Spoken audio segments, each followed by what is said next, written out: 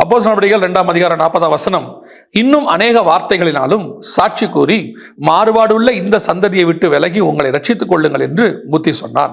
இந்த வசனம் எதை பற்றி சொல்லப்பட்டிருக்கிறது அப்படின்னா, ஆண்டவராக இயேசு கிறிஸ்துவை ஏற்றுக்கொள்ள அல்லது அன்னைக்கு ஜனங்க அவரை பார்த்து கேட்குறாங்க, நாங்கள் என்ன செய்யணும், இப்போ நாங்கள் அடுத்து என்ன பண்ணணும்? ஏன்னா பேதுரு முதல் பிரசங்கம் பண்றாரு. இதான் முதல் பிரசங்கம், பேதுரு பண்ணக்கூடிய முதல் பிரசங்கம். சபை காலத்தில் முதல் சபை ஆரம்பிக்கும் போது கர்த்தர் அவர்களை ஆவியில நிரப்பின போது எழுந்திருச்சு நின்று ஃபர்ஸ்ட் பிரசங்கம்.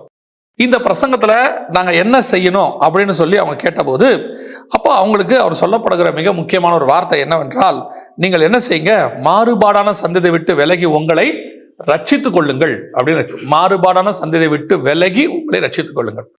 ரட்சித்துக் கொள்ளுங்கள்னா என்ன அப்படின்னு கேட்டா, சால்வேஷன் அப்படிங்கிறது ஒரு ரட்சிப்பு. சால்வேஷனுங்கிறது ரட்சிப்பு.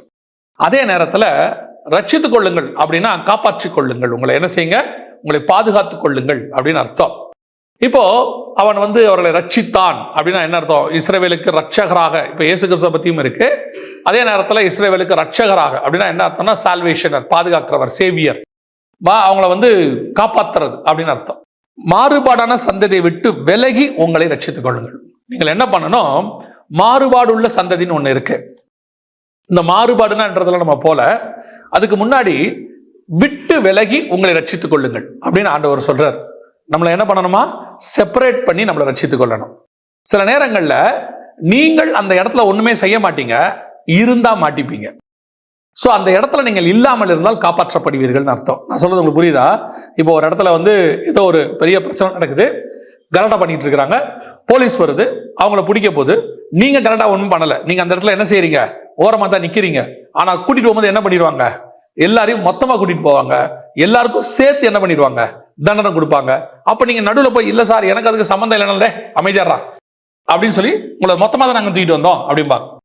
அப்ப ஆண்டவர் என்ன சொல்றாரு, அந்த இடத்தில் இல்லாமல் இருப்பது ரட்சிப்பு. அந்த இடத்துல நீங்க இல்லாமல் இருப்பது ரட்சிப்பு. இந்த இடத்துல வசனம் என்ன சொல்லுதுன்னா, மாறுபாடு உள்ள சந்ததி இருக்கிற இடத்துல நீங்க என்ன செய்யாதீங்க, இருக்காதீங்க, அங்கிருந்து என்ன ஆயிருங்க, விலகி வந்துடுங்க அப்படின்னு சொல்லுது. அப்ப கர்த்தர் இந்த விலக்கி நம்மளை பிரிக்கிறார் பாருங்க, பிரிச்சு பாதுகாக்கிறார் அப்படின்னு ஒண்ணு இருக்குது இல்லையா, அது ரொம்ப இம்பார்ட்டன்ட். அதுதான் கர்த்தர் நமக்கு செய்யற ப்ரையாரிட்டி, ஃபர்ஸ்ட் இம்பார்ட்டன்ட், முக்கியமான வேலை என்ன அப்படின்னு கேட்டீங்கன்னா, நம்மளை கர்த்தர் வேறு பிரிச்சு நம்மளை பாதுகாப்பார். நம்மளை என்ன செய்வாரு, அங்கிருந்து வேறு பிரிச்சு நம்மளை பத்திரமா பாதுகாப்பார். இப்ப நாம எல்லாருமே ஒரு இடத்துல இருந்து வேறு பிரிக்கப்பட்டு இங்க வந்திருக்கிறோம். இந்த இடத்துக்கு ஆண்டவர் நம்மளை கொண்டாந்துருக்காரு. எதுக்கு கொண்டாந்துருக்கிறாரு, ஏன் கொண்டாந்துருக்கிறாரு? ஒருவேளை சில நேரத்துல நமக்கு அது தெரியாது, நம்ம ஏன் கொண்டு வந்தாரு, எதுக்காக கர்த்தர் இப்படி பண்றாரு, எதுவும் நமக்கு தெரியாது. ஆனால் கர்த்தர் போ அப்படின்னு சொல்லும் போது நம்ம போறோம் இல்லையா, வந்துடுறோம் இல்லையா. அப்படி வரும்பொழுது கர்த்தர் உங்களையும் என்னையும் வேறு பிரிச்சதுக்கான நோக்கத்தை ஒரு நாள் தெரியப்படுத்துவார். அப்ப நமக்கு தெரியும் ஏன் வேறு பிரிச்சாரு அப்படின்னு சொல்லி. நம்ம கிட்ட ஒரு ஆண்டவர்கிட்ட ஒரு ஸ்பெஷாலிட்டி இருக்குது. உங்ககிட்ட எல்லா பிளானையும் கொடுத்து எக்ஸ்பிளைன் பண்ணி, இதெல்லாம் நீ பண்ணா உனக்கு ஆசீர்வாதம் இருக்கு அப்படின்னு மொத்த பிளானையும் காட்டி நம்மளை கூட்டிட்டு வருகிற தேவன் கிடையாது. அவர் என்ன எதிர்பார்க்கிறாருன்னா, நான் சொல்றேன் நீ வா, விசுவாசிச்சு வா, நான் உன்னை பாதுகாப்பேன். கர்த்தர் எதிர்பார்க்கறது என்னன்னா ஃபெய்த், நம்ம கிட்ட விசுவாசிச்சு வரணும்னு பாக்குறாரு. இப்போ இந்த வசனத்தின்படி கர்த்தர் நம்மளை என்ன செய்யறாரு, வேறு பிரிக்கிறாரு, சில இடங்கள்ல இருந்து கொண்டாடுறாரு. இப்ப இந்த ஜனங்கள் நாம அப்படிங்கிறதுக்கு இன்னொரு வார்த்தை பைபிள்ல இருக்கு. இந்த வசனத்துல இருந்து தான் கர்த்தர் என் கூட பேசினாரு. கவனிங்க, இந்த ஜனங்களுக்கு கர்த்தர் சொல்ற இன்னொரு வார்த்தை வாசிங்க. வெளிப்படுத்தின விசேஷம் 17ஆம் அதிகாரம் 15வது வசனம் வாசிங்க. பின்னும் அவன் என்னை நோக்கி, அந்த வேசி உட்கார்ந்திருக்கிற தண்ணீர்களை கண்டாயே, அவைகள் ஜனங்களும் கூட்டங்களும் ஜாதிகளும் பாஷைக்காரருமாம். அந்த தண்ணீர்கள் அப்படிங்கிறதுக்கான அடையாளம் என்ன, அதுக்கு அர்த்தம் என்ன? ஜனங்கள், கூட்டங்கள், ஜாதிகள், பாஷைக்காரர். இங்கிலீஷ்ல மல்டிடியூட்ஸ் அப்படின்னு இருக்குதா. சோ தண்ணீர் என்பதற்கு என்ன அடையாளம், என்ன அர்த்தம்? ஜனங்கள் அப்படின்னு அர்த்தம். தண்ணீர் என்பதற்கு ஜனங்கள் அர்த்தம். இப்போ கர்த்தர் ஆதியாகமம் 1ஆம் அதிகாரத்துல மிக முக்கியமான சில காரியங்களை செய்கிறார். அதுல ஒண்ணு கவனிச்சு பாத்தீங்கன்னா, 3வது நாள் வரைக்கும் கர்த்தர் கிரியேஷன் பண்ணல. கர்த்தர் என்ன பண்ணல, கிரியேஷன் பண்ணல. எதையும் ஆண்டவர் மண்ணிலிருந்து எதுல இருந்து உண்டாக்கல. முதல் நாள் வெளிச்சம் உண்டாக கடவுது என்றார். அப்படின்னா என்ன அர்த்தம்னா, வெளிச்சம் அவர் முகம். 4வது நாள் தான் சூரிய சந்திர நட்சத்திரங்களை என்ன செய்யறாரு, உண்டாக்குறாரு. வெளிச்சம்னா அவர் முகம், அதாவது அவர் முகத்தினுடைய வெளிச்சம் பூமியின் மேல வீச கடவுது, அதான் அர்த்தம். இப்ப அவர் முகத்துல இருக்கிறது இங்க வருது. 2வது நாள் பாத்தீங்கன்னா அவர் ஒரு காரியம் செய்யறாரு. 6வது வசனம் வாசிங்க, 1ஆம் அதிகாரம் 6ஆம் வசனம்.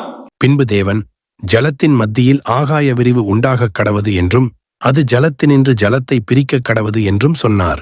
நல்ல கவனிங்க. 2வது நாளும் கர்த்தர் கிரியேஷனை உண்டு பண்ணல. 2 தண்ணீருக்கு நடுவுல என்ன உண்டாக்குறாரு?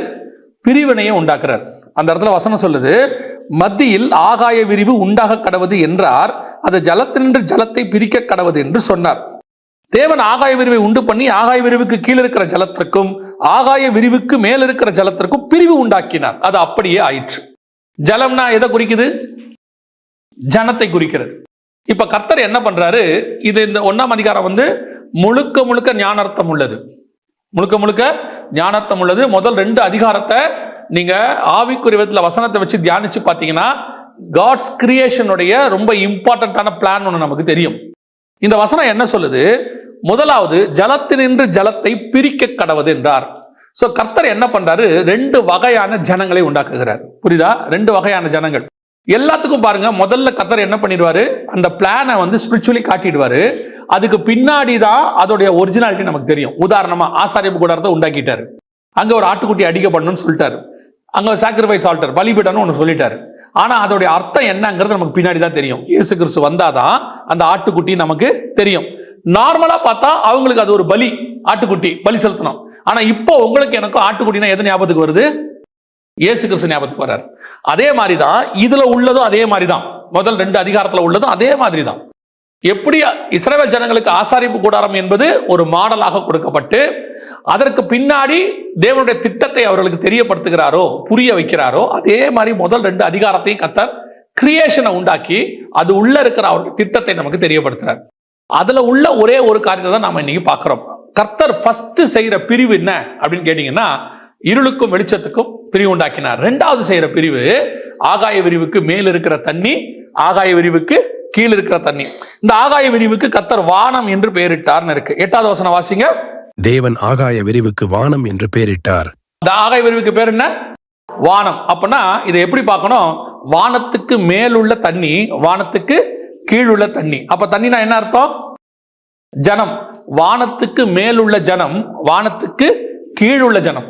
2 வகையான ஜனம் கர்த்தருடைய திட்டத்தில் இருக்கிறது. கர்த்தர் முதல்ல என்ன செய்யறாரு?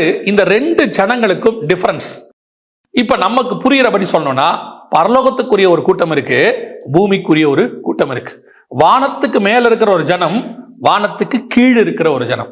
இந்த 2 ஜனத்துக்கு கர்த்தர் முதல்ல என்ன பண்றாரு? பிரிவினை உண்டாக்குகிறார். இந்த வசனத்தை இப்ப 2:40 அப்போஸ்தலர் பாருங்க.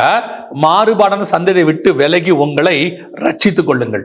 அப்ப அந்த ஜனத்துக்கு உங்களுக்கு என்ன இருக்கணும்? வித்தியாசம் இருக்கணும். இப்போ வானத்துக்குரிய ஜனம் எது, பூமிக்குரிய ஜனம் எது? எப்படி சொல்றது? வானத்துக்குரிய ஜனம்னா தூதர்களா, அங்க இருக்கிறவங்களா அப்படின்னா இல்ல. நம்மிலேயே கர்த்தர் பரலோகத்திற்கென்று முன்குறிக்கப்பட்ட ஒரு ஜனமும் இருக்கிறது. தீங்கு நாளுக்கென்று துன்மார்க்கனை கர்த்தர் ஏற்படுத்தி இருக்கிறார். பூமிக்குரிய ஜனமும் இருக்கு. இன்னும் புரியும்படி சொல்லணும்னா, தரிசனம் உள்ள ஒரு ஜனம் இருக்கு, தரிசனம் இல்லாத ஒரு ஜனம் இருக்கு. இன்னும் சொல்லணும்னா, கர்த்தருடைய திட்டத்தின்படி இருக்கிற ஒரு ஜனம் இருக்கு, கர்த்தருடைய திட்டம் இல்லாத ஒரு ஜனம் இருக்கு. இப்ப கர்த்தர் என்ன செய்யறாரு? இது 2த்துக்கு நடுவுல என்ன உண்டாக்குகிறார்? பிரிவு உண்டாக்குகிறார். நம்ம சொல்றோம் வானத்துக்கு பூமி எவ்வளவு உயரமோ அப்படின்னா என்ன அர்த்தம்? அந்த 2 ஜனங்களுக்கு நடுவுல நமக்கு ஒரு பிரிவினையை கர்த்தர் உண்டாக்கி வச்சுட்டாரு. We are all sons and daughters of God. வானத்தில் உள்ள தேவனுக்கு நாம் எப்படி இருக்கிறோம்? பிள்ளைகளாக இருக்கிறோம். இவர்கள் பூமிக்குரியவர்களுக்கு பிள்ளைகளாக இருக்கிறார்கள். இப்ப நீங்களும் நானும் வானத்துக்குரிய பிள்ளைகளா தான், பூமிக்குரிய பிள்ளைகள் தானே இருக்கிறோம். ஒரு அப்பா அம்மாக்கு தானே பிறந்தோம். ஆனா கர்த்தர் இப்ப என்ன செய்யறாரு? அப்படித்தான் இருந்துச்சு.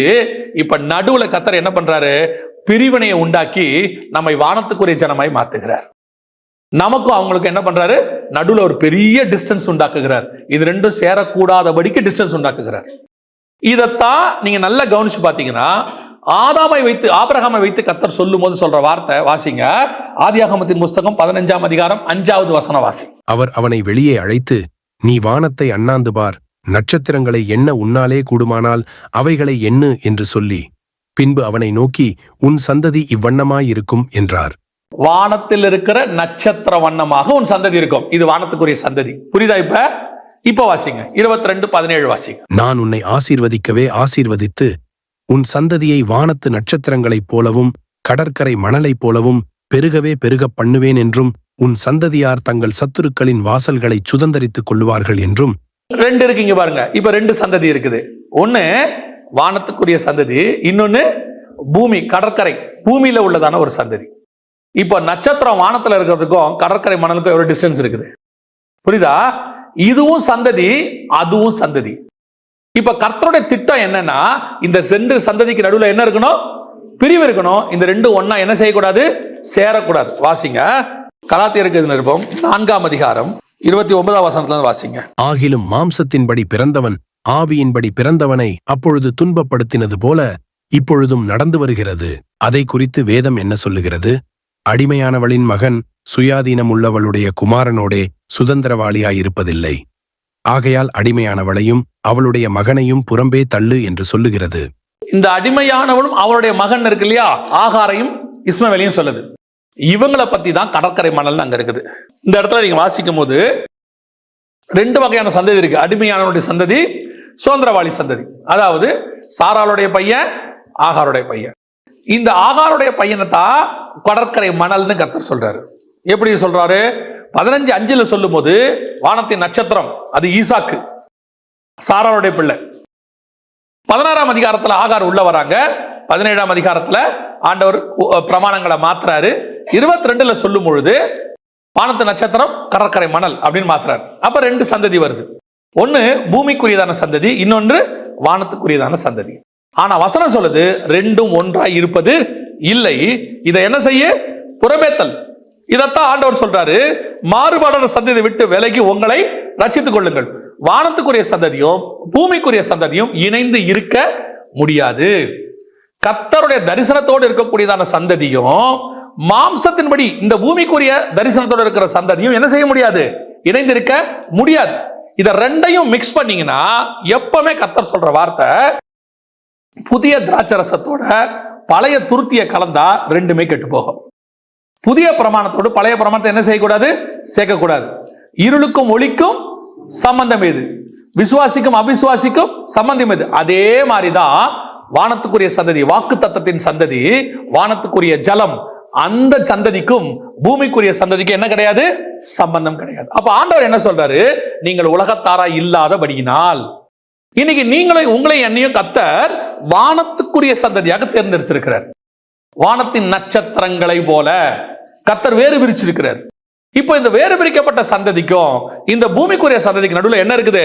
பெரிய கேப் இருக்குது. இந்த கேப் எது என்னன்னு கேட்டீங்கன்னா, எல்லாத்திலையும் இருக்கும், எல்லாத்திலையும் இருக்கணும். வானத்துக்குரிய சந்ததியோட தரிசனம் வேறு, பூமிக்குரிய சந்ததியோட தரிசனம் வேறு. அவனுக்குரிய ஆசீர்வாதம் வேறு, இவனுக்குரிய ஆசீர்வாதம் வேறு. அவனுக்குரியதான பிரமாணம் வேறு, இவனுக்குரிய பிரமாணம் வேறு. இவனுடைய முடிவு வேறு, அவனுடைய முடிவு வேறு. எல்லாமே டிஃபரெண்ட். இந்த ரெண்டோட நீங்க எப்படி இருப்பீங்க? ஆண்டவர் சொல்றாரு, நன்மை தீமை அறியத்தக்க விருட்சத்தை சாப்பிட்ட அந்த ஆதாம் இனி எதை சாப்பிடக்கூடாது? ஜீவ விருட்சத்தையும் சாப்பிடக்கூடாது. ரெண்டையும் சேர்த்து என்ன பண்ணக்கூடாது? அவன் சாப்பிடக்கூடாது. ஏன் சாப்பிடக்கூடாது? அது மரணம் கொண்டு வரும், இது நித்திய ஜீவனை கொண்டு வரும். மரணத்தையும் நித்திய ஜீவனையும் ஒன்னா சேர்க்கவே முடியாது. அப்ப இது ரெண்டுத்துக்கு நடுவில் என்ன இருக்கணும்? பிரிவு இருக்கணும். இது எப்ப கர்த்தர் உண்டாக்குறாரு? ஆதியாகமத்துல 2ஆம் நாள் கர்த்தர் உண்டாக்குறாரு. எப்போ பாவமும் இருளும் பரிசுத்தமும் தனியாய் பிரிக்கப்பட்டதோ அப்பவே கர்த்தர் சொல்லிட்டாரு, அந்த சந்ததி வேறு, இந்த சந்ததி வேறு. இப்போ உங்களை என்னையும் வானத்துக்குரிய சந்ததியா தான் கூப்பிட்டுருக்காரு, மாற்றுக்கிறதே கிடையாது. ஏன்னா அவரோட ரத்தத்தால நம்ம கழுவப்பட்டு கர்த்தர் நடுவில் நம்ம நடுவில் என்ன பண்ணிட்டாரு? ஒரு பிரிவினை உண்டாக்கி நம்மளை வானத்துக்குரிய நட்சத்திரங்களாக மாத்தி இருக்கிறார். ஏன்னா அப்படிதான் நமக்கு என்ன சொல்லுது? தானியேலின் புஸ்தகம் சொல்லுது, அநேகரை நீதிக்கு உட்படுத்துகிறவர்கள் ஆகாய மண்டலத்தில் நட்சத்திரங்களை போல இருப்பார்கள் அப்படின்னு இருக்கு. சோ கர்த்தர் உங்களை என்னையும் வானத்துக்குரிய சந்ததியா மாத்தி இருக்கிறார். ஆனால் உங்களுக்கு எனக்கு இப்ப என்ன பிரச்சனை இருக்குது அப்படின்னு கேட்டீங்கன்னா, இந்த நடுவுல ஒரு கேப் இருக்குல்ல, இந்த கேப் இருக்கா? நடுவுல ஒரு பிரிவு இருக்குல்ல, உங்களுக்கும் உலகத்துக்கும் பிரிவு இருக்குதா? நல்லா கவனிச்சுக்கொள்ளுங்க. இந்த வானத்துக்கும் பூமிக்கும் நடுவில் இருக்கிற கேப் ஒரு நாள் சேருவதற்கு வாய்ப்பு இருக்குது, சேருவதற்கு வாய்ப்பு இருக்குது. ஆனா சேரக்கூடாதபடிக்கு கர்த்தர் என்ன பண்ணியிருக்கிறாரு? பிரிவினை உண்டாக்கினார். இது ரெண்டும் சேர முடியும், ரெண்டும் என்ன செய்யும்? சேர முடியும். ஆனா சேர்ந்தால் அது அழிவைத்தான் உண்டாக்கும். வாசிங்க அதிகாரம் 7ஆம் அதிகாரம் 11ஆம் வசனம் வாசி. நோவாவுக்கு 600ஆம் வயதாகவும் வருஷம் 2ஆம் மாதம் 17ஆம் தேதியாகிய அந்நாளிலே மகா ஆழத்தின் ஊற்று கண்கள் எல்லாம் பிளந்தன, வானத்தின் மதகுகளும் திறவுண்டன. அப்படின்னா என்ன அர்த்தம்? கீழே இருக்கிற ஜனமும் மேல இருக்கிற ஜனமும் ஒன்னா சேர போகுதுன்னு அர்த்தம். இதைத்தான் நோவா கிட்ட சொல்றாரு, தேவபுத்திரர் மனுஷகுமாரத்திகளோடு தங்களை என்ன செய்யறாங்க, இணைச்சு கொள்றாங்க. அப்ப தரிசனம் உள்ளவனும் உலக தரிசனம் உள்ளவனும் பரலோக தரிசனம் உள்ளவனும் ஒன்னா சேரவே முடியாது. மாம்சத்துக்கும் ஆவிக்கும் சம்பந்தம் கிடையாது. கர்த்தர் என்ன பண்ணி வச்சிருக்கிறாரு, பிரிவினையை உண்டாக்கி வச்சிருக்கிறார். பல நேரங்களில் என்ன ஆகும்னா, நீங்க அந்த வானத்துக்குரிய தரிசனத்துல ஓடிக்கிட்டே இருக்கும் பொழுது இந்த பூமிக்குரிய தரிசனத்தை அதையும் ஒன்னா சேர்க்கறதுக்கான வேலை நடக்கும். இப்போ கர்த்தர் ஆபிரகாம் கூட்டிட்டு வந்து சாராளோடு கூட நடத்திக்கிட்டு இருக்கிறாரு.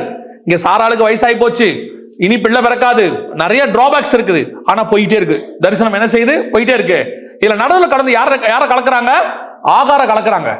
ஆகார கலந்து ஆபிரகாம் நினைச்சுக்கிட்டாரு, ஆகாரம் இருந்துட்டு போட்டோம், ஒரு குழந்தை வரட்டும், ரெண்டு எல்லாரும் ஒன்னாவே இருக்கலாமே. முடியாது. அடிமையானவனும் சுயாதீனம் உள்ளவனும் ஒன்னா இருக்கவே முடியாது.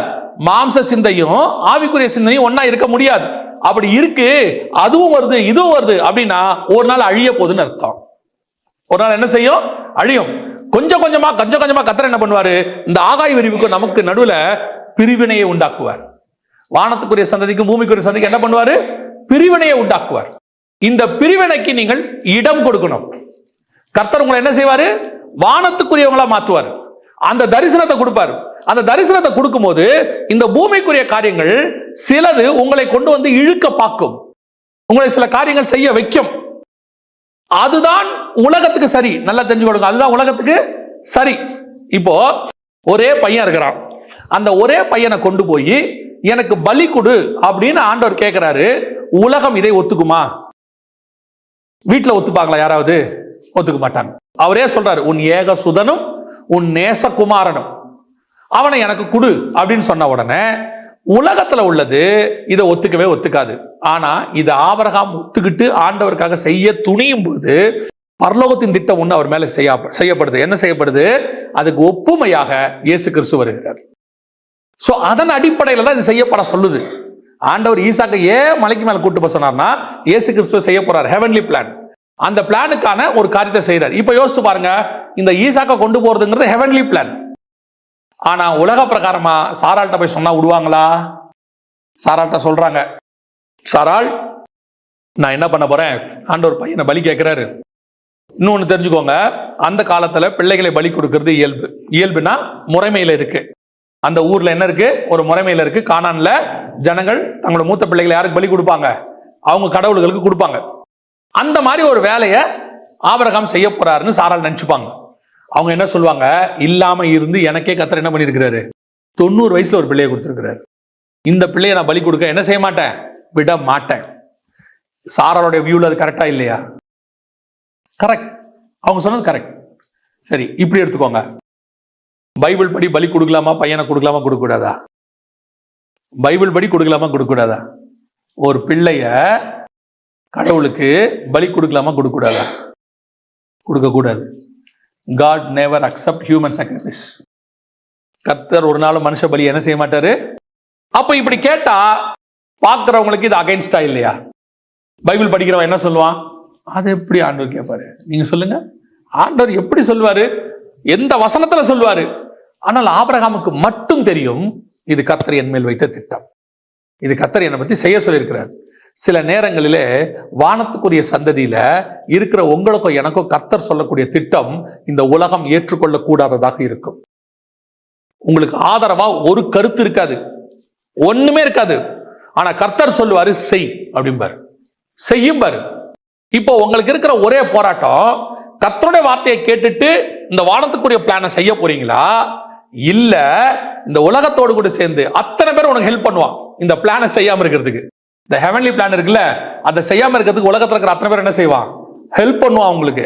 அவன் சொல்லுவான், நாங்க பாத்துக்கிறோம் ஆபிரகாம், நீ ஒன்னும் கவலைப்படாத, ஆண்டவர் என்னதான் செய்யறாரு, என்னதான் பண்ணுவார் பாத்துப்பா.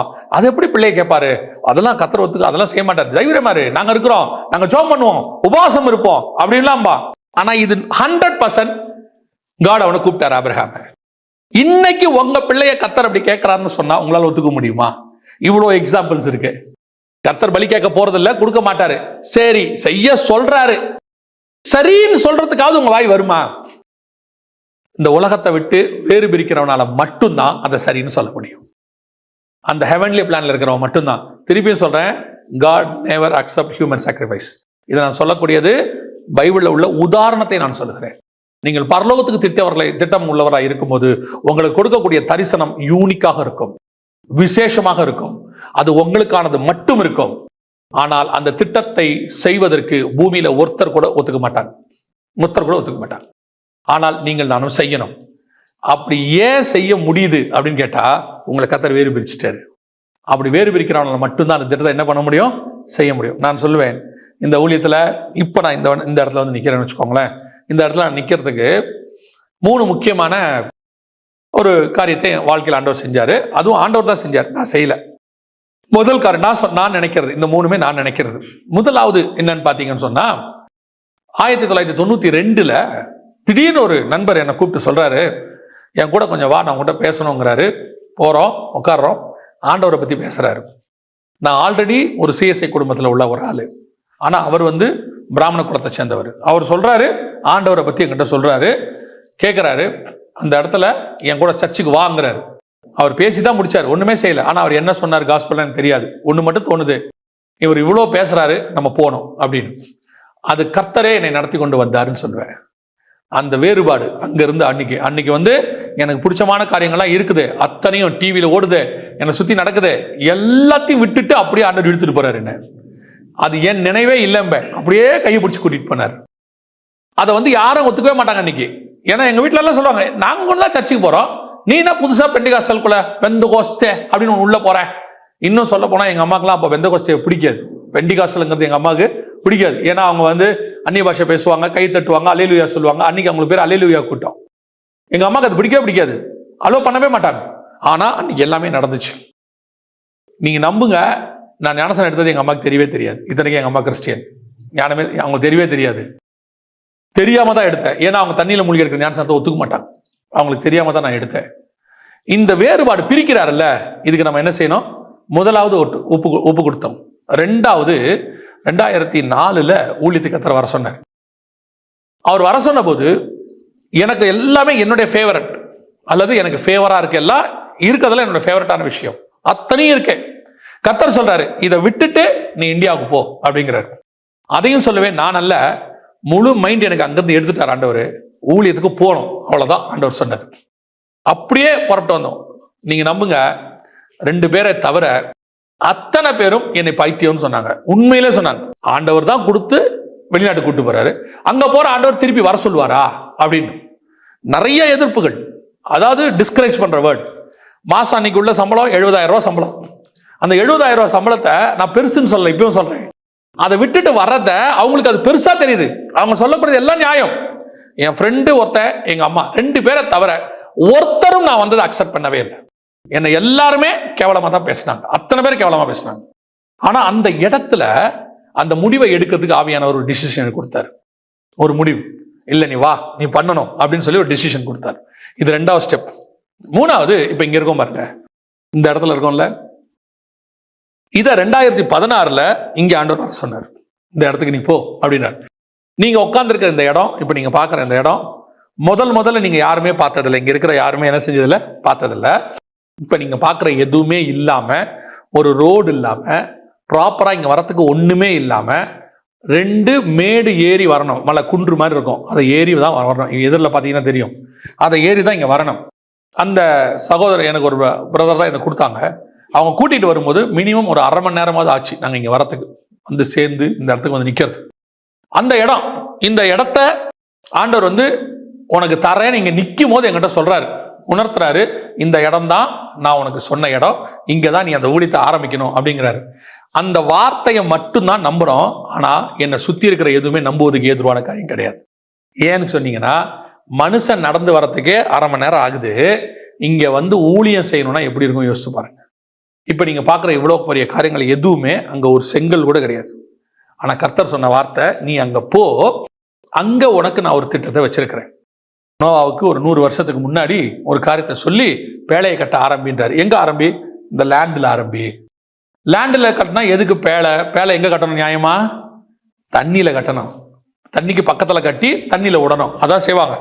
சம்பந்தமே இல்லாம பேழையை கட்டுக்கிறார். எது கட்டணும்? எல்லாரும் ஒரு உலக அழிவு வரப்போது, காப்பாத்துறதுக்கு கட்டு அப்படிங்கிறார். அதே மாதிரி ஒரு வேலை தான் இது, இங்க வந்து செய் அப்படின்னு சொன்னார். பெரிய ஆச்சரியம் என்னன்னா, இந்த இந்த இந்த காரியத்தை, இந்த விஷனை ஒரு 5-6 பேரை தவிர வேற யாருக்கிட்டையுமே ஷேர் பண்ணல. ஏன்னு சொன்னா, இத பைத்தியம் சொல்லக்கூடியவங்க என் கூட இருந்தாங்க.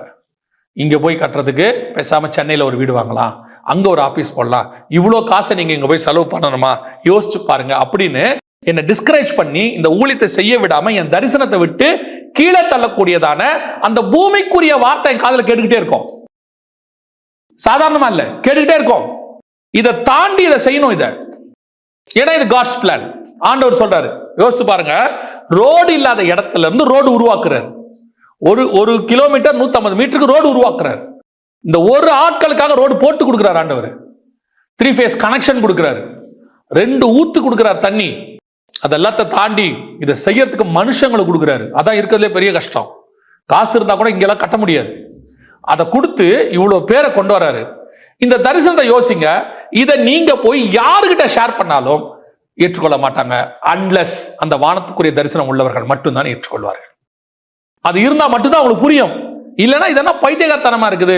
காட்டுக்குள்ள போய் அதுவும் ஏதோ ஒரு இடத்துல இப்படி செய்யறாங்களே, இது எதுக்கு இவ்வளவு அங்க செலவு பண்ணணும், ஏன் பண்ணணும், அதுவும் ரோடு இல்ல, ஆக்சசபிள் கிடையாது அப்படிம்பாங்க. நான் சொல்றேன், நீங்க வானத்துக்குரிய சந்ததியா இருந்தீங்கன்னா உங்களுக்கு கொடுக்கப்படுகிற எல்லா பிளானும் யூனிக்கா தான் இருக்கும். அந்த பிளானை பூமிக்குரிய சந்ததிக்கு புரியாது, ஏற்றுக்கொள்ள மாட்டார்கள். இன்னும் சொல்ல போனால் உங்களை செய்ய விடாமல் தடுப்பார்கள். ஆனா ஆபிரகாம் என்ன பண்ணா தெரியுமா? கர்த்தர் சொன்ன உடனே அதிகாலையில் எழுந்து, அதான் ரொம்ப இம்பார்ட்டன்ட். 22ஆம் அதிகாரம் 3ஆம் வசனம் வாசிங்க பார்ப்போம். ஆபிரகாம் அதிகாலையில் எழுந்து தன் கழுதையின் மேல் சேணங்கட்டி தன் வேலைக்காரரில் 2 பேரையும் தன் குமாரன் ஈசாக்கையும் கூட்டிக் கொண்டு தகன பலிக்கு கட்டைகளையும் பிளந்து கொண்டு தேவன் தனக்கு குறித்த இடத்திற்கு புறப்பட்டு போனான். நல்லா கவனிச்சு பாருங்க, சாராள் மிக்ஸே ஆக மாட்டாங்க. இதுல சாராள் என்ன ஆக மாட்டாங்க, சொல்லவே மாட்டான். சாராள் கிட்ட என்ன நடக்குதுன்னு கூட சொல்ல மாட்டான், யாருக்கிட்டையும் சொல்ல மாட்டான். சரி 2-3 நாள் இருந்துட்டு விருந்து சாப்பிட்டுட்டு பையனை பலி கொடுக்க போறோம், சரி பையன் கூட ஒரு 2-3 நாள் ஜாலியா இருப்போம், அவனுக்கு தேவையானதெல்லாம் வாங்கி கொடுப்போம், அதுக்கப்புறமா கொண்டு போய் பலி கொடுப்போம் அப்படின்னு கூட அவன் யோசிக்கவே இல்லை. அவன் செஞ்சது என்ன? அதிகாலையில் எழுந்து மறுநாள் காலையில 7 மணிக்கு எழுந்துட்டான். சரி, காட்ஸ் பிளானை, கர்த்தர் உங்க மேல வச்ச திட்டத்தை செய்யணும்னா அது உங்களுக்கு மட்டும்தான் புரியும், நீங்க மட்டும்தான் செய்யவும் முடியும். ஏன்னா அது உங்க மேல வச்சது, அது உலகத்துக்கு புரியாது, சொன்னாலும் தெரியாது. அந்த மாதிரி ஆட்கள்கிட்ட சொல்லாமல் இருப்பது நல்லது. நீங்க அங்க ஷேர் பண்ணீங்க, உங்க விசுவாசத்தை குலைச்சிருவாங்க, உங்களை செய்ய விட மாட்டாங்க. எதுக்கு அப்படின்னு அவங்க பேசி என்ன பண்ணிடுவாங்க, அந்த திட்டத்துல இருந்து உங்களை தூக்கிடுவாங்க. யாரை கொண்டு வந்து கத்தரை திட்டத்தை வைக்கிறாரோ அவனுக்கு மட்டும்தான் பிரியும். மற்றவங்களை விட்டு கத்தரை என்ன பண்ணுவாரு, அப்படியே பிரிப்பாரு, நடுவுல ஒரு பிரிவினை உண்டாக்கிடுவாரு. நான் எப்பவுமே சொல்வேன், ஒரு சிலர்லாம் இந்த ஊழியத்தின் பாதையில ஆரம்பத்துல நிறைய அகைன்ஸ்ட் வரும்போது அவர்கள் எதிர்த்துட்டு போவாங்க. போகும்போது ஒரு நாள் கூட கர்த்தர் போய் அவங்களோட ஒப்புரவாகி அவங்க கூட்டிட்டு சொல்ல மாட்டார். அவங்க அந்த தரிசனத்துல இல்லாம போறாங்க அப்படின்னா கர்த்தர் சொல்வாரு, ஒண்ணுமே பேசாத, விட்டு. தரிசனத்துல உள்ளவன் உன் கூட டிராவல் பண்ணுவான், தரிசனத்துல இல்லையா டிராவல் பண்ண மாட்டான். நீ போய் என்ன பண்ணாத, உன் தரிசனத்துல எக்ஸ்பிளைன் பண்ணி ஐயோ இப்படி நடக்குது அதெல்லாம் சொல்லாத. அவன் தரிசனம், இப்ப லோத்து வரணும்னா கானானுக்கு என்ன பண்ணுவான், தானா வருவான். அங்க 1000 பிரச்சனை வரும், எங்க கானான்ல. ஆனா லோத்து என்ன சொல்லணும் தெரியுமா, எனக்கு ஆடு மாடு மந்தையை விட ஆபிரகாம் முக்கியம், ஆபிரகாமுடையதான தரிசனம் முக்கியம். இந்த தீர்மானத்தை யார் எடுத்திருக்கணும், லோத்து எடுத்திருக்கணும். இப்ப லோத்துக்கு ஆபிரகாம் கூட இருக்கிறத விட ஆடு மாடு முக்கியமா போச்சு. விளைவென்ன, ஒரு நாள் சோதோம் அழிந்தது. அந்த அழிவுல லோத்து எந்த ஆடு மாடுகளுக்காக சோதோமுக்கு போனானோ எல்லாத்தையும் இழந்துட்டு வெறும் கையாய் திரும்பி வந்தான். நல்லா புரிஞ்சுக்கொள்ளுங்க, வானத்துக்குரிய சந்ததிக்கும் பூமிக்குரிய சந்ததிக்கும் நிறைய டிஃபரன்ஸ் இருக்கு. அந்த வானத்துக்குரிய சந்ததிக்கு மட்டும்தான் அது புரியும், மற்ற ஜனத்துக்கு அது என்ன செய்யாது, புரியாது. ஏன்னா கர்த்தரே அப்படி ஆக்கி வச்சிருக்கிறார். இப்போ உங்களுக்கு இந்த பூமியில இருக்கிற எல்லாம் தெரியுது இல்ல, வானத்துல நடக்கக்கூடியதான காரியங்கள் உங்களுக்கு தெரியுமா? உங்களுக்கு ஏதாவது தெரியுமா? தெரியாது.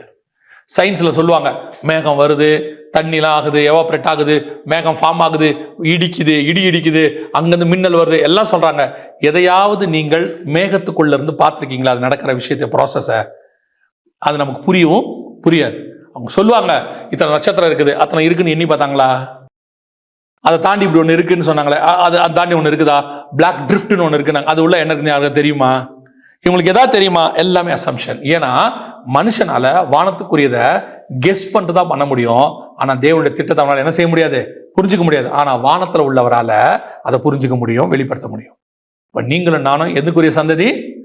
வானத்துக்குரிய சந்ததி. கர்த்தர் வேறு பிரிச்சுட்டாரு. அந்த வேறுபாட்டுல நீங்க வானத்து நட்சத்திரம், கடற்கரை மணல். அந்த கடற்கரை மணல் இந்த வானத்து நட்சத்திரம் சேர்ந்துச்சு, அழிவு. அதான் கர்த்தர் சொல்றாரு. அந்த டிஃபரன்சியேஷன் இருக்கட்டும். இது ஃபர்ஸ்ட். இரண்டாவது வாசிங்க, 9வது வசனம் வாசிங்க. ஆதியாகமத்தின் புத்தகம் 1ஆம் அதிகாரம் 9வது வசனம். பின்பு தேவன் வானத்தின் கீழே இருக்கிற ஜலம் ஓரிடத்தில் சேரவும் வெட்டாந்தரை காணப்படவும் கடவது என்றார். அது அப்படியே ஆயிற்று. இப்ப பாருங்க, ரெண்டாவது பூமியிலேயே கர்த்தர் ஒரு பிரிவினை உண்டாக்குறாரு. இப்ப வானத்துக்கு மேல இருக்கிற ஜலத்துக்கும் பூமிக்கு மேல இருக்கிற ஜலத்துக்கும் கர்த்தர் என்ன பண்ணிட்டாரு? டிஃபரன்ஸ் உண்டாக்கிட்டாரு. ஆனா இப்ப ரெண்டாவது ஒண்ணு டிஃபரன்ஸ் உண்டாக்குறாரு. என்னது? பூமியில உள்ள ஜலத்துக்கும் வெட்டாந்தரைக்கு என்ன உண்டாக்குனார்? தண்ணீர் எல்லாம் ஒரு இடத்தில் சேர கடவுது, வெட்டாந்தரை உண்டாக்க கடவுது. இந்த டிஃபரன்ஸ். இந்த தண்ணீர் என்பது எதற்கு அடையாளமா இருக்குது? இந்த வெட்டாந்தரை என்பது எதுக்கு அடையாளமா இருக்குது அப்படின்னு பாத்தீங்கன்னு சொன்னா, இந்த தண்ணீர் என்பது இதுதான் பேதுரு சொன்னது, மாறுபாடுள்ள சந்ததி. பூமிக்குள்ளேயே உங்களுக்கும் எனக்கும் அகைன்ஸ்டா ஒரு கூட்டத்தை கர்த்தர் வச்சிருக்கிறார். இங்கிருந்து எப்பவுமே என்ன வரும் தெரியுமா? சமுத்திரத்திலிருந்து ஒரு மிருகம் எழும்பி வர கண்டேன். இது எப்பவுமே கரையை நோக்கி வரும், உங்களை என்னையும் அழிக்கிறதுக்கு வரும். இப்ப நாம திட்டத்தின்படி வந்துடும். இந்த வெட்டாந்தரைங்கிறது எது? இந்த வெட்டாந்தரையில தான் மரம் செடி கொடிகளை உண்டாக்குறாரு. இந்த வெட்டாந்தரையில் தான் ஏதேன் உண்டாக்குறாரு. இந்த வெட்டாந்தரையில் தான் தோட்டத்தை உண்டாக்குறாரு. இந்த வெட்டாந்தரையில் தான் நித்திய ஜீவ விருட்சத்தை உண்டாக்குறாரு. இது எல்லாமே முழுக்க முழுக்க நமக்கானது பூமியில. இந்த பூமியில நம்ம செய்ய வேண்டிய காரியங்களை வச்சு கர்த்தர் நம்ம செஞ்சுட்டு இருக்கும் போது திடீர்னு என்ன பண்ணணும்னு கேட்டீங்கன்னா, இந்த பூமியில இருந்து ஒரு ஜனம் வரும். பூமியில என்ன செய்யும்? ஒரு ஜனம் வரும். அது என்ன பண்ணும்? இதை டோட்டலா க்ளோஸ் பண்றதுக்கு, உங்க பிளானை மொத்தத்தையும் க்ளோஸ் பண்றதுக்கு என்ன பண்ணும்? ஒரு பிளான் ஒன்று பண்ணும். இப்ப கர்த்தர் என்ன பண்ணி வச்சிருக்காரு சமுத்திரத்துக்கு? பைபிள் சொல்லுது, சமுத்திரத்துக்கு கர்த்தர் என்ன பண்ணி வச்சிருக்காரு? ஒரு எல்லையை வச்சிருக்கிறார். இதுக்கு மிஞ்சி வராதேன்னு சொல்லியிருக்கிறார். அதே மாதிரிதான் உலகத்துல உங்களுக்கு உபத்திரவம் உண்டு, திடம் கொள்ளுங்கள், நான் உலகத்தை. நீங்க இந்த பிளானை பூமியில செய்யும் போது உங்களுக்கு விரோதமா பிசாசு பூமியிலிருந்து ஒரு கூட்டத்தை எழுப்புவான், ஒரு ஜனங்களை எழுப்புவான். வாசிங்க, வெளிப்படுத்தின விசேஷம் 12ஆம் அதிகாரம் 15வது வசனம் வாசிங்க. அப்பொழுது அந்த ஸ்திரீயை வெள்ளங்கொண்டு போகும்படிக்கு பாம்பானது தன் வாயிலிருந்து ஒரு நதி போன்ற வெள்ளத்தை அவளுக்கு பின்னாக ஊற்றிவிட்டது. நல்லா கவனிங்க. இப்ப பாம்பு என்ன பண்ணுது? ஜலத்தை கொண்டு வந்து ஊத்துது. அப்படின்னா ஜனங்களை கொண்டு வருதுன்னு அர்த்தம். ஜலம் இதுக்கு அடையாளமா இருக்கு. இது யாருடைய வாயிலிருந்து வருது? பாம்பின் வாயில். பிசாசு கிட்ட இருந்து ஒரு கூட்டம் எழும்பி வரும். இந்த கூட்டத்துடைய வேலையே என்னன்னா, உங்களை விழுங்கிறது. உங்களை என்ன பண்ணணும்? முழுங்கணும். உங்க தரிசனத்திலிருந்து உங்களை நடத்தணும், வெளியே கொண்டு போகணும், உங்களை க்ளோஸ் பண்ணணும். இன்னும் சொல்ல போனா, நீங்க இருக்கிற இடத்துல இருந்து ஏவாள் என்ன பண்ணிச்சான்? தோட்டத்துக்குள்ள இருந்து இந்த பாம்பு அது இருக்கிற காட்டு பகுதிக்கு கூட்டிட்டு போயிருச்சான், தோட்டத்தோடு வெளியே கூட்டு போயிருச்சான். அதே மாதிரிதான் சில நேரங்களில கர்த்தர் என்ன பண்றாரு? உங்களை வெட்டாந்தரை நம்மளை வச்சு உருவாக்கி கரெக்டா கொண்டு போய், அது நல்லா கவனிச்சு பாருங்க. அந்த 12ஆம் அதிகாரம் வெளிப்படுத்தின விசேஷத்துல 14 வாசிங்க. 14. ஸ்திரீயானவள் அந்த பாம்பின் முகத்திற்கு விலகி ஒரு காலமும் காலங்களும் அரைக்காலமுமாக போஷிக்கப்படத்தக்கதாய் வனாந்தரத்தில் உள்ள தன்னிடத்திற்கு பறந்து போகும்படி பெருங்கழுகின் 2 சிறகுகள் அவளுக்கு கொடுக்கப்பட்டது. கர்த்தர் நீட்டா போஷிக்கிறதுக்கு ஒரு இடத்தை உண்டாக்கி வச்சிருக்கிறார். என்ன பண்ணி வச்சிருக்கிறாரு? ரெடி பண்ணி வச்சிருக்கிறாராம். 6வது வசனம் வாசிங்க. அதே அதிகாரம் 6ஆம் வசனம். ஸ்திரீயானவள் வனாந்தரத்திற்கு ஓடி போனாள். அங்கே 1160 நாளளவும் அவளை போஷிப்பதற்காக தேவனால் ஆயத்தமாக்கப்பட்ட இடம் அவளுக்கு உண்டாயிருந்தது. அது தேவன் ஆயத்தம் பண்ணின இடம். ஆனா எங்க இருக்குது? வனாந்தரத்துல இருக்குது. தேவன் உங்களுக்கு போஷிக்கிறதுக்கு, பாதுகாக்கிறதுக்கு ஒரு இடத்தை உண்டு பண்ணாரு. உங்களை கொண்டு பத்திரமா வைக்கிறதுக்கு கர்த்தர் ஒரு இடத்தை உண்டு பண்ணாரு. அந்த இடம் எங்க இருக்கு? வனாந்தரத்துல இருக்கு, ஊருக்குள்ள இல்ல. எனக்கு கர்த்தர் சொல்லும் போதெல்லாம் ஆச்சரியமா இருக்கும். ஆபிரகாமை கூப்பிடும் போதும் சரி, அல்லது யாக்கோபை கூப்பிடும் போதும் சரி, அல்லது எலியாவை சொல்லும் போதும் சரி, அல்லது யோவான் சொல்லும் போதும் சரி, எல்லாத்தையும் எடுத்து பாருங்க. உலகம் ஏற்றுக்கொள்ள முடியாத ஒரு இடத்துக்கு தான் கூட்டிட்டு போறாரு. ஏற்றுக்கொள்ள முடியாததுக்கு கூட்டு போறாரு. அங்க வச்சுதான் அவங்கள போஷிக்கப்படத்தக்கதாக. நம்ம பொதுவா போஷிக்கிறவங்களை என்ன போஷிப்போம்? இப்ப நீங்க வர வழியில, ஊருக்கு வெளியில ஒரு ஆள் ஒருத்தர் உட்காந்துருக்காரு. நீங்க ரொம்ப அன்பாயிட்டீங்க. ஐயோ பாவம், சாப்பாடு கொடுன்னு நினைக்கிறீங்க. அவர் எங்க கூட்டிட்டு வருவீங்க? சாப்பாடு கொடுக்க வீட்டுக்கு கூட்டிட்டு வருவோம். அதான் ப்ரொசீஜர். இப்ப இருக்க ஹோட்டல்ல கொண்டு போய் வாங்கி கொடுத்துருவாங்க. ஒரு காலத்துல ஹோட்டல் இல்லாதவங்களாம் பொதுவாக எங்க கூட்டு போவாங்க? வீட்டுக்கு கூட்டு வந்து வீட்டு வாசல உட்கார வச்சு, அம்மா சாப்பாடு கொடுங்க, பாவம் அவர் பசியா இருக்கிறாரு. அப்பெல்லாம் ஹோட்டல் ரொம்ப கிடையாது. அப்போ வீட்டுக்கு கூட்டு வருவோம், வெளியே இருந்து உள்ள கூட்டு வருவோம். ஆனா இவரு போஷிக்கப்படுறதுக்கு என்ன செய்யறாரு? உள்ள இருந்து வெளியே கூட்டு போறாரு. போஷிக்கப்படத்தக்கதாக வனாந்தரத்தில் ஆயுதம் பண்ணு. ஏன் ஆண்டவர் அங்க கூட்டிட்டு போறாரு? உன்னை கொண்டு போய் கர்த்தர் போஷிக்கிறது இவங்களை விட்டு வேறு விரிச்சு டிஃபரன்ஷியேட் பண்ணி. ஏன் நீங்களும் நான் இங்க இருக்கோம்? உலகத்தின் பார்வைக்கு இது வனாந்தரம், உலகத்தின் பார்வைக்கு தனிமைப்படுத்தப்பட்ட இடம், உலகத்தின் பார்வைக்கு காடு. என்ன வேணாலும் சொல்லட்டும், இங்க மனுஷன் இருப்பானா? இப்ப கூட பரவாயில்ல, சுத்தி ஒரு 4 வீடு வந்துருச்சு. நாங்கள் வரும்போது இங்க என்ன கிடையாது? ஒரே ஒரு வீடு கூட கிடையாது. அப்படித்தான் இங்க வந்தோம். ஆனால் இங்கேதான் கர்த்தர் போஷிப்பை உண்டாக்கினார், இங்கேதான். ஆனா என்ன செய்யும் பிசாசு தெரியுமா? இங்க வந்து வெள்ளத்தை ஊத்தும். வந்து என்ன செய்யும்? வாயை திறந்து வெள்ளத்தை ஊத்தும், ஜனங்களை அனுப்பும். அந்த ஜனங்கள் எதற்கான ஜனலா இருப்பாங்க தெரியுமா? ஸ்திரீயானவளை கொன்று போகும்படி. அப்படித்தானே இருக்கு. 15 வாசிங்க, 15. அப்பொழுது அந்த ஸ்திரீயை வெள்ளங்கொண்டு போகும்படிக்கு பாம்பானது தன் வாயிலிருந்து ஒரு நதி போன்ற வெள்ளத்தை அவளுக்கு பின்னாக ஊற்றிவிட்டது. அப்ப என்ன பண்ணுச்சான்? ஸ்திரீயை கொண்டு போறதுக்கு ஜனங்களை அனுப்பிச்சான். கர்த்தர் கொண்டு போய் வனாந்தரத்துல வச்சு போஷிக்கிறாரா? பிசாசு என்ன பண்ணுதா? பின்னாடி இந்த ஆட்களை அனுப்புதா, அங்கிருந்து கூட்டிட்டு போயிரு. ஸ்திரீயானவளை வெள்ளம் கொண்டு போகும்படி. இங்கதான் நீங்களும் நானும் அந்த டிஃபரன்ஷியேட் உள்ள ஜனங்க. கடற்கரை தண்ணி, கடற்கரைக்கும் லேண்டுக்கும் தண்ணிக்கும் உள்ள டிஃபரன்ஸ். உங்களை கர்த்தர் இந்த லேண்ட்ல வச்சு ஏதோ போஷிக்க விரும்புறாரு. ஆனா என்ன பண்ணும் பிசாசு? இந்த தண்ணியை கொண்டாந்து ஊத்தும், இந்த ஜனங்களை கொண்டாடும். இந்த கடற்கரை என்ன செய்யும்? கடற்கரை கடல்ல இருந்து தண்ணியை ஜனங்களை கொண்டாந்து இவங்களை கொண்டு போகும்படி. ரொம்ப வசனத்தை வாசிக்கும் போது உன்னத பாட்டில் ஒரு வசனம் இருக்கு, அதுக்கான ஒரு விளக்கத்தை கர்த்தர் கொடுத்தார். உன்னத பாட்டின் புஸ்தகம் 8ஆம் அதிகாரம் 7வது வசனம் வாசிங்க. திரளான தண்ணீர்களும் நேசத்தை அவிக்க மாட்டாது, வெள்ளங்களும் அதை தணிக்க. அதனோட அர்த்தம் என்ன தெரியுமா? திரளான தண்ணீர் அப்படின்னா என்ன அர்த்தம்? ஜனங்கள். நமக்கு தெரியும், திரளான ஜனங்களுடையதான காரியம் எனக்கு கர்த்தர் மேல இருக்கிற நேசத்தை என்ன செய்யாது? அவிக்க மாட்டாது. அது என் மேல வச்ச திட்டம், யார் சொன்னாலும் கேட்க மாட்டேன். அதாவது நமக்கு எப்பவுமே பிசாசு என்ன செய்வான்னு கேட்டீங்கன்னா, உபத்திரவத்துக்கு ஆட்களை மட்டும் அனுப்ப மாட்டான். தேவனுடைய திட்டத்தை விட்டு வழி விலகிறதுக்கு உபத்திரவப்படுத்துற ஆட்களை மட்டும் என்ன செய்ய மாட்டான்? அனுப்ப மாட்டான். அந்த வசனம் திருப்பி வாசிங்க. திரளான தண்ணீர்களும் நேசத்தை அவிக்க மாட்டாது, வெள்ளங்களும். வெள்ளங்கிறது என்னது? உபத்திரவம். வெளிப்படத்துல வாசிச்சோம் இல்லையா? வெள்ளங்கிறது உபத்திரவம். அப்ப பிசாசு என்ன பண்ணுவான்? ஒரு பக்கம் உங்களை பாசிட்டிவா அந்த அழைப்புல இருந்து தூக்கிட்டு போய் வெளியே ட்ரை பண்ணுவான். ஒரு பக்கம் பிசாசு உங்களை உபத்திரவம் கொடுத்து அங்க தூக்கிட்டு போய் ட்ரை பண்ணுவான். இப்போ பவுல் வந்து எருசலேமுக்கு போகணும், சரியா? எருசலேமுக்கு போனா பவுல் பெரிய கிரியை செய்யணும். ஏன்னா ஆண்டவர் சொல்றாரு எருசலேம் பவுல் போகணும், காட்ஸ் பிளான். ஆனா ஒரு கூட்டம் என்ன பண்ணுச்சா?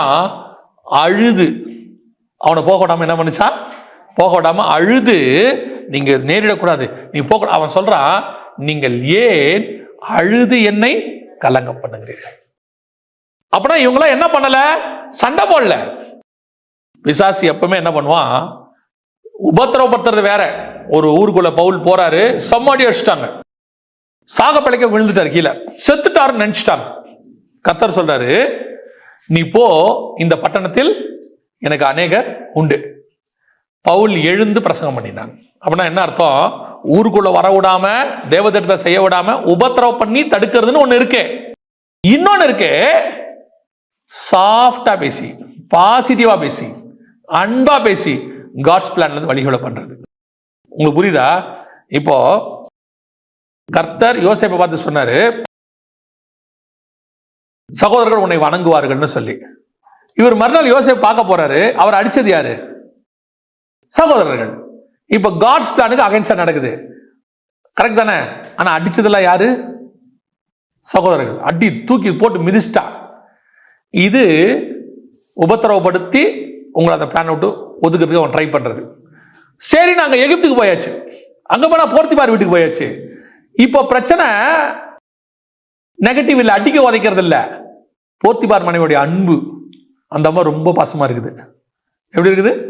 ரொம்ப பாசம். இதுவும் காட்ஸ் பிளான் விட்டு வழி விலக பண்றது தான். அவனை அடிச்சு பார்த்தாங்க, இப்போ அன்புல வீழ்த்த பார்க்கறாங்க. ரெண்டத்தையும் அவன் தாண்டான்ல, அங்கதான் அவன் வெட்டாந்தரைக்கும் தண்ணீருக்கும் உள்ள டிஃபரன்ஸ் வரும். உனக்கு என்ன வரும்? உன்னுடைய திட்டத்தை விட்டு உன்னை வழி விலக பண்ணுகிற சமுத்திரம் பக்கத்திலே தான் இருக்கும். ஆனா கர்த்தர் திராணிக்கு மிஞ்சி சோதிக்கப்படுவது இல்லை, லிமிட்ல வச்சிருப்பாரு. ஆனா அந்த தண்ணி உன்னை மூழ்கி நீ சுனாமி உன்னை அடிச்சிட்டு போகாதபடி பார்த்துக்கணும். வெள்ளம் கொண்டு போகும்படி அப்படின்னா சுனாமின்னு அர்த்தம். சுனாமி தானே கடல் அலை வந்து தூக்கிட்டு போகும். அந்த சுனாமி உன்னை தூக்கிட்டு போகாதபடிக்கு கர்த்தர் பாதுகாப்பாரு. ஆனா நீங்க அதுல என்ன பண்ணணும்? ரொம்ப கேர்ஃபுல்லாக இருக்கணும். சில நேரத்துல இந்த தண்ணி ஒன்று இருக்கு, இது ஆபத்தான தண்ணி, கொண்டாந்து பக்கத்திலேயே தான் இருக்கும். அந்த கடற்கரை மணல் பக்கத்திலேயே தான் சமுத்திரமும் இருக்கும். ரெண்டு பிரிச்சுட்டாரு.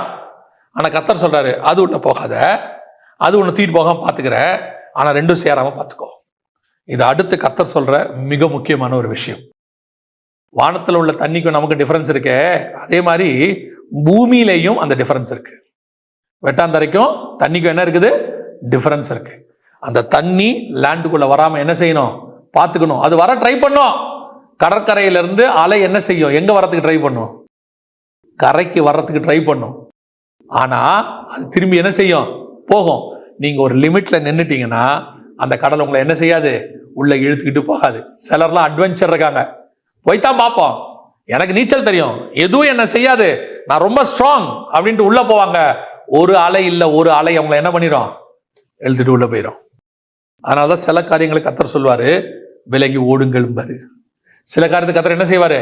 எதிர்த்து நில்லுங்களும் பாரு. ஆண்டவர் ஏத்து நிக்க சொன்னது பிசாச, விலகி ஓடுனது பாவத்தை. நம்மகிட்ட இருக்க பிரச்சனை என்னன்னா, பாவத்தை ஏத்து நிற்போம், பிசாசுக்கு விலகி ஓடுவோம், மாத்தி செய்வோம். பிசாசை எதிர்க்கணும், ஆனா பாவத்துக்கு என்ன பண்ணிடணும்? அங்க நமக்கு வீழ்ச்சி அடைகிற மாதிரி இருக்குதா, எஸ்கேப் அப்படின்னு. அதான் நல்லது. இல்லைன்னா உன் தரிசனத்துல இருந்து என்ன பண்ணிடும்? அந்த தண்ணி உன்னை வெட்டாந்தரையில் அப்படியே இழுத்துட்டு போகும். எல்லாருக்கும் இது நடக்கும். ஆபிரகாமுக்கு நடந்துச்சு, ஈசாக்குக்கு அப்படி ஒரு காரியம் நடந்தது. அதே மாதிரி யாக்கோபுக்கு நடக்கும், மோசேக்கு நடக்கும், எல்லாருக்கும் நடக்கும். ஆனா ரொம்ப கேர்ஃபுல்லா இருந்து கொள்ளணும். இந்த தண்ணி உங்களுக்கு கொண்டு போகாதபடி என்ன செய்யணும்? ரொம்ப பத்திரமா பார்த்துக்கணும். ஆனா பக்கத்துல இருக்கோம், உங்க கண்ணுக்கு முன்னாடி தான் இருக்கோம். நிறைய பேர் என்ன நினைக்கிறாங்க அப்படின்னு கேட்டா, அந்த தண்ணி எல்லாம் தூக்கிட்டா என்ன ஆகும்? வெறும் லேண்டாவே இருந்தா ஒரு பிரச்சனை இல்லைல்ல. ஆண்டவர் சொல்வாரு, அது ஒரு பார்ட் உன் லைஃப்ல. அந்த தண்ணி ஒரு பார்ட், அது அங்கதான் இருக்கும்.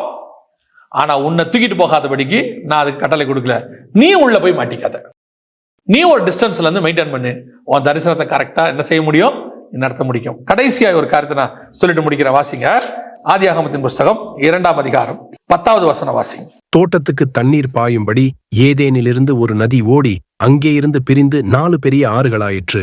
இந்த வசனம் சொல்லுது, முதல்ல ஒரு தண்ணி இருக்கு, அது வானத்துக்கும் பூமிக்கு நடுவில் டிஃபரன்ஸ். இந்த தண்ணி பூமிக்குரியது, ஜனங்கள், நம்ம வானத்துக்குரியவர்கள், நமக்கு நடுவில் என்ன இருக்குது? பெரிய கேப். ரெண்டாவது ஒரு தண்ணி இருக்கு, இது என்ன? உங்க லேண்டுக்கு பக்கத்திலே தான் இருக்கும். இது இருக்கும், வந்து வந்து வந்து போயிட்டே இருக்கும் அலை. ஆனால் அந்த அலை உங்களை இழுத்து கொண்டு போகாதபடிக்கு நம்ம தான் என்ன செய்யணும்? கேர்ஃபுல்லா இருக்கணும். இது என்ன தெரியுங்களா? வெட்டாந்தரையிலிருந்து உருவாக்கக்கூடிய தண்ணி. அப்படித்தானே இருக்கு. 2ஆம் அதிகாரம் 10வது வசனம், தோட்டத்துக்கு தண்ணீர் வாயும்படி ஏதேனிலிருந்து ஒரு நதி ஓடி. இது எங்க இருக்கு? வெட்டாந்தரையிலிருந்து வருது. இது கீழே இருக்க தண்ணி இல்ல, சமுத்திரத்து தண்ணி இல்ல, இது எங்கிருந்து வருது? வெட்டாந்தரையிலிருந்து. இந்த தண்ணி தான் உங்களுக்கும் எனக்கும் கர்த்தர் வச்சிருக்கிற பரிசுத்த ஆவியாகிய தண்ணி. இது தோட்டத்துக்குள்ள இருந்து வரும். இந்த ஆவியானவருடைய தண்ணி, அதான் இயேசு சொல்றார்ல, தாகமாய் இருக்கிறவன் இடத்தில் வரக்கடவன். இந்த தண்ணி ஓடி 4 ஆறு, அது தனி சப்ஜெக்ட். 4 ஆறுனா 4 பிரமாணம், 4 லேண்டு, 4 விதமான காரியங்கள் இருக்கு. இதெல்லாம் தனி. ஆனா ஒண்ணு மட்டும் நிச்சயம், இது எல்லாத்துக்கும் நடுவில் ஒரு நதி ஒன்று ஓடிட்டே இருக்குது. வானத்துக்குரிய தண்ணியா இருக்கிற உங்களுக்கும் எனக்கும் அந்த தரிசனத்தை, தாகத்தை தீர்க்கிறதுக்கு ஆண்டவர் யாரை வச்சிருக்கிறாரு? பரிசுத்த ஆவியானவரை வச்சிருக்கிறார். இந்த நதி நமக்குள்ள ஓடிட்டே இருக்கணும். இதுல நீங்க மூழ்கலாம். முழங்கால் அளவு, கணுக்கால் அளவு, இடுப்பு அளவு, நீந்தி நீந்தி. ஃபாதர் பெர்கமன்ஸ் பாட்டு அழகா இருக்கும். கணுக்கால் அளவு போதாதையா, முழங்கால் அளவும் போதாதையா, இடுப்பு அளவும் போதாதையா, நீந்தி நீந்தி மூழ்கணுமே. இந்த தண்ணீரை தான் நீங்கள் நானும் மூழ்கணும். இந்த பரிசுத்த ஆவியாக நதியின் தண்ணீர் இது சிங்காசனத்திலிருந்து வரும், இது ஏதேனிலிருந்து வரும். அந்த தண்ணி நம்மோடு கூட நம் தாகத்தை தீர்ப்பதற்கு, நமக்குள்ளதான விருட்சங்களை முளைய பண்றதுக்கு, அந்த ஆவியானவர் தான் அந்த வசனத்தை நம்ம கொடுத்து போஷிக்கிறதுக்கு. ஏன்னா அந்த வசனம் தான் நம்ம ஆவிக்குரிய வாழ்க்கைக்கு சாப்பாடு. சரீரத்துக்கு எப்படி சாப்பாடோ ஆத்மாவுக்கு என்ன சாப்பாடு? வசனம். அப்ப எப்படி சரீரத்துக்கு தேவையான சாப்பாடு பூமியில முளைக்குமோ அதே மாதிரி ஆத்மாவுக்கு தேவையான சாப்பாடும் என்ன செய்யும்? முளைக்கும். அப்ப எப்படி இந்த சரீரத்துக்கு தேவையான சாப்பாட்டுக்கு முளைக்கிறதுக்கு தண்ணி தேவையோ அதே மாதிரி ஆத்ம சாப்பாடை முளைக்கிறதுக்கு என்ன வேணும்? தண்ணி வேணும். அந்த தண்ணிக்கு பேர் தான் என்னது? பரிசுத்த ஆவியானவர். அதை தான் பைபிள் சொல்லுது, ஆவியானவர் சபைகளுக்கு சொல்லுகிறதை காது உள்ளவன் கேட்க கடவன். அப்ப இந்த தண்ணி உங்களுக்கு பாயும். இப்ப நீங்க பூமியில இருக்கிற மொத்த தண்ணியும் அல்ல, ஒதுக்கப்பட்ட தண்ணியும் அல்ல, வெட்டாந்தரையிலிருந்து ஒரு தண்ணி வரும். அந்த தண்ணியை குடிப்பதுக்கு தான் கர்த்தர் அழைச்சிருக்கிறார். உங்களை என்னையும் வானத்துக்குரிய தண்ணியை வச்சிருக்கிறாரு. அதே நேரத்தில் பூமிக்குரிய தண்ணி உங்களை தாக்காம பார்த்துக்கணும். அதே நேரத்தில் வெட்டாந்தரையிலிருந்து வரக்கூடியதான இயேசு கிறிஸ்துவின் மூலமாய் நம்ம மேல் ஊற்றப்பட்டிருக்கிறதான பரிசுத்த ஆவியாகிய தண்ணியையும் கொண்டு தாகம் தீர்க்கிறவர்களாய் காணப்படும். இந்த தண்ணி சொல்றது தான் கேட்கணும். இந்த தண்ணி பாயிர பக்கம் போனீங்கன்னா தான் உங்களுக்கு ஆரோக்கியம். அது மாதந்தோறும் ஜீவ விருட்சத்தின் கனியை கொடுக்கும். அது உங்களுடைய ஆரோக்கியத்திற்கு நல்லது. அந்த நதிக்கரை ஓரத்துல எல்லாம் முளைக்கும். அந்த நதி தாகம் தீக்கும் பாய்கிற இடத்துல எல்லாம் முளைக்கும். அப்படின்னா இந்த பரிசுத்த ஆவியாகிய தண்ணிக்கு தான் நாம காத்திருக்கணும், இம்பார்ட்டன்ஸ் கொடுக்கணும், அதுக்கு பின்னாடியே ஓடணும், அதை தேடணும். இன்னைக்கு நாம எப்படிப்பட்டவங்களா மாறிட்டோம் அப்படின்னு கேட்டீங்கன்னா, பூமிக்குரிய தண்ணியோட இணையறதுக்கு வானத்து நட்சத்திரமும் கடற்கரை மணலும் சேர ட்ரை பண்ணுது. அப்புறம் கர்த்தர் பிரிச்சுட்டார் பூமியில. சரி, இதுக்கு மிஞ்சி வராதுன்னு சில காரியங்களை கர்த்தர் வச்சுட்டாரு. நாம என்ன பண்றோம்? அப்பப்ப போய் காலை நினைச்சிட்டு வருவோம்.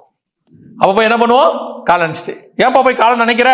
கொஞ்சம் நல்லா இருக்குது, சில்லுன்னு இருக்குது, அங்க போய் கால் நினைச்சா கொஞ்சம் நல்லா இருக்குது. அப்புறம் என்னப்பா பண்ற? கால் நினைச்சா பத்தாது, குளிக்க வேணாமா? அவ்வளவு தூரம் போயிட்டு குளிக்காம வந்த அதுல வர ஒருத்தர் சொல்லுவான், உனக்கு கடல்ல குளிக்க பயமா? நீ ஜாலியா குளிச்சு பாரு, ஒன்னும் ஆகாதும்பா.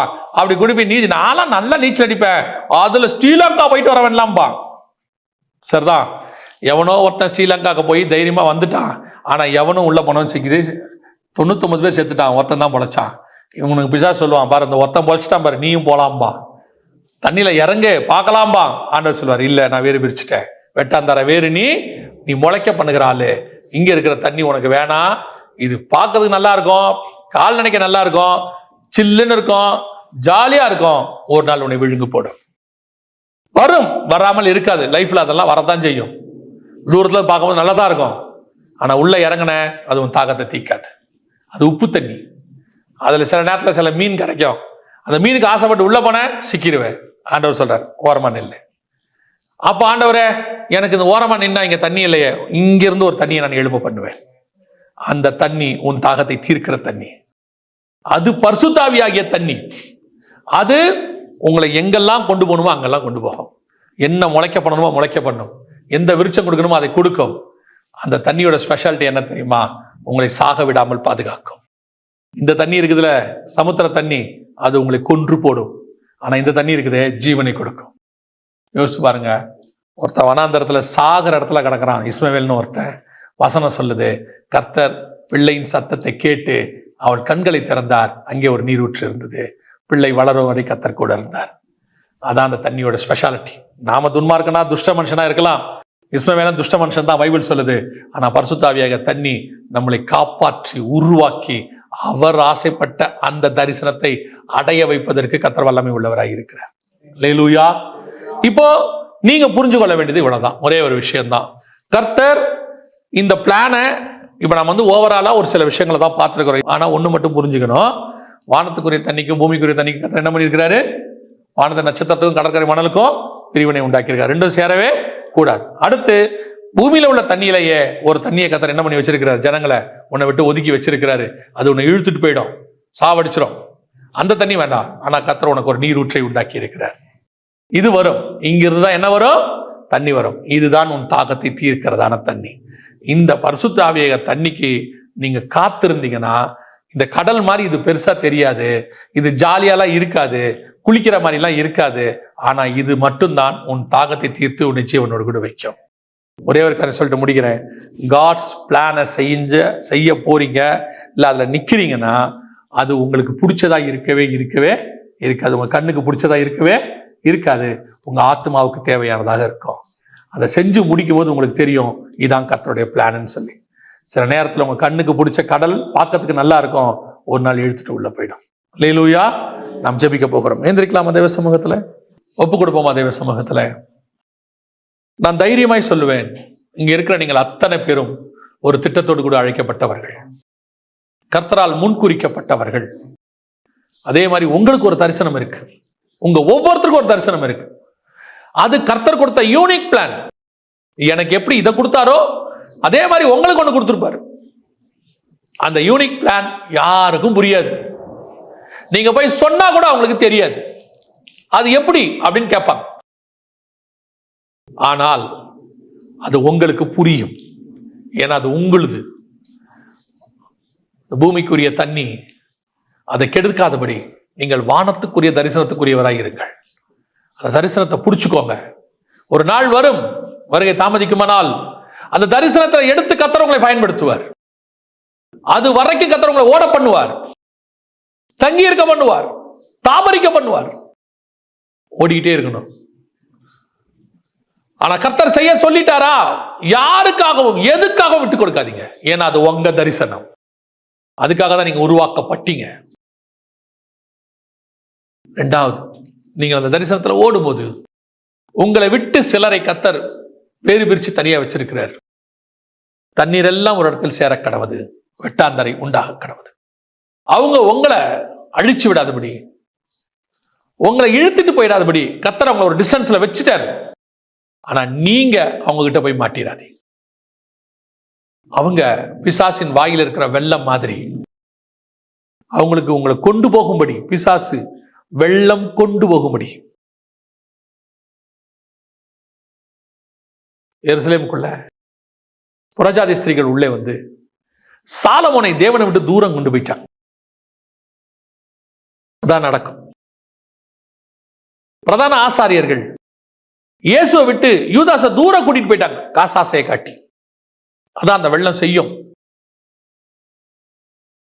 அமலேக்கிய ராஜா ஆடு மாடுகளை கொடுத்து சவுல தூரம் கூட்டிட்டு போயிட்டான் தேவனை விட்டு.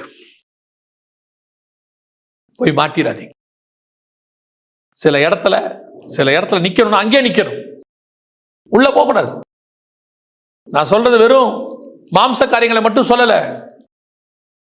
மனுஷர்கள், பணம், பொருள், எது கர்த்தர் கொடுக்கலையோ அது நமக்கு வேண்டாம், அவ்வளவுதான். நீங்க கர்த்தர் சித்தம் இல்லாம செய்யற ஒவ்வொன்றுக்கு பின்னாடியும் ஒரு விலையை நீங்க கொடுப்பீங்க, ஒரு விலை கொடுப்பீங்க. அந்த விலையை கொடுக்காம நீங்க பீஸ்ஃபுல்லா இருக்கணும்னா நீங்க லேண்டிலே நிக்கணும், தேவ சித்தத்திலே நிக்கணும்.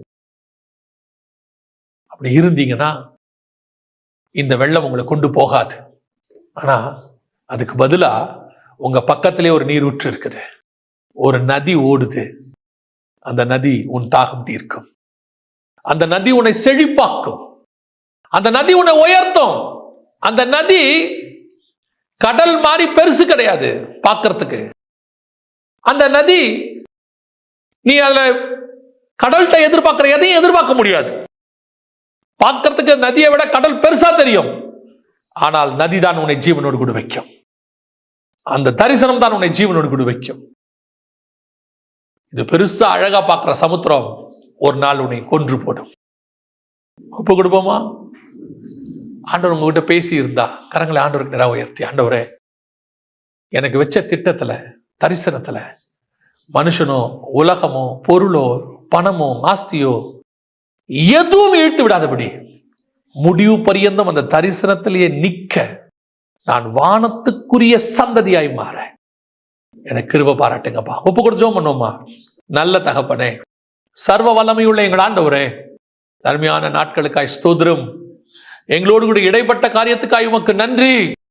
நீர் வரும் வல்லவும் எனக்குள்ளதை பற்றி கொண்டிருக்க எனக்கு கிருபை பாராட்டும். ஏதோ ஒன்றும் உம்மை விட்டு என்னை பிரிக்காதபடி, ஏதோ உம்மை விட்டு என்னை தூர கொண்டு போகாதபடி, முடிவு பரியந்தம் நிலை நிற்க எங்களுக்கு கிருபை பாராட்டும். ஆசீர்வதியும். இந்த வார்த்தைகள் எங்களோடு கூட பேசட்டும். எங்கள் ஆண்டவர் இயேசு கிறிஸ்துவின் நாமத்தில் பிதாவே.